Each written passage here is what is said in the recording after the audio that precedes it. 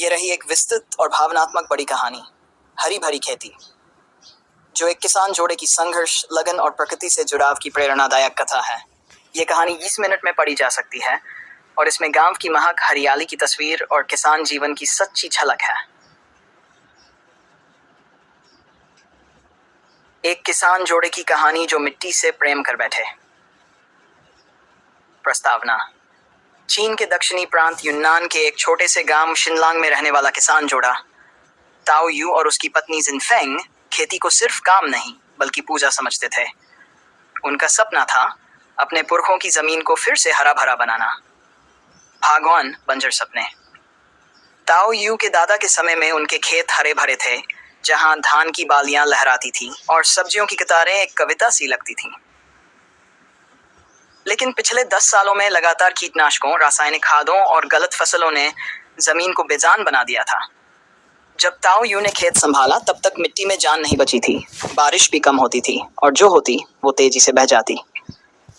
पड़ोसी खेत बेचकर शहर चले गए, लेकिन ताओ और जिन डटे रहे। जिन बोली, हर खेत की जान होती है, ये बस बीमार है, मरे नहीं, हमें इसकी दवा बननी होगी। भागदूत जमीन से संवाद। ताओ ने खेती छोड़ने वालों की बात नहीं मानी। उसने पुराने जमाने की किताबें पढ़ी, जिनने गांव की दादी नानियों से देसी नुस्खे सुने। वे दोनों जैविक खेती का तरीका अपनाने लगे। गाय का गोबर, नीम की पत्तियां और घर के कूड़े से खाद बनाना शुरू किया। उन्होंने खेत के कोनों में बांस के पेड़ लगाए ताकि नमी बनी रहे। एक कोने में फूल लगाए ताकि मधुमक्खियां लौटें। मिट्टी को खुला छोड़ा ताकि वो सांस ले सके। धीरे धीरे खेत ने जवाब देना शुरू किया। मिट्टी में केंचुए लौटे। पहली हरियाली। तीसरे साल की बात है। अचानक एक सुबह जिन खेत देखकर लौटते हुए बोली, ताओ देखो, खेत के बीचों बीच हरी घास उगी है। उस घास के साथ ही उम्मीद भी उगाई। उन्होंने हल्का चावल बोया जो कम पानी में भी उग सकता था। साथ में तुअर की दाल और मूंग की खेती की, जो मिट्टी को पोषण देती है। उस साल भले ही आमदनी कम हुई, लेकिन खेत के चेहरे पर मुस्कान लौट आई थी।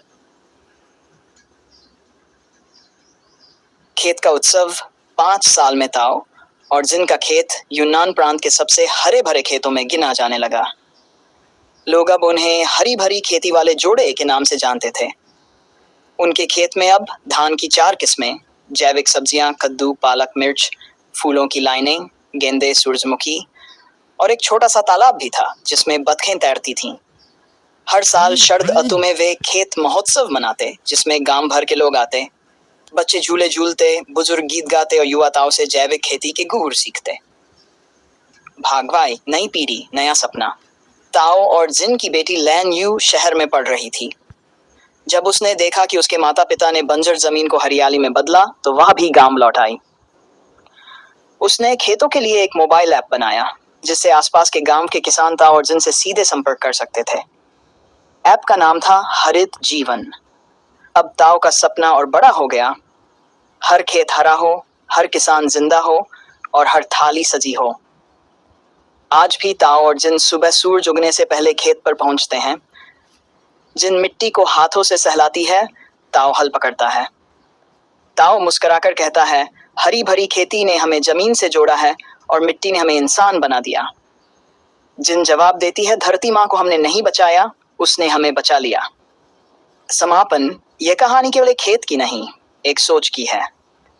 जब इंसान प्रकृति के साथ मिलकर चलने लगे, तो हर बंजर भूमि हरी हो सकती है। हरी भरी खेती केवल अनाज नहीं,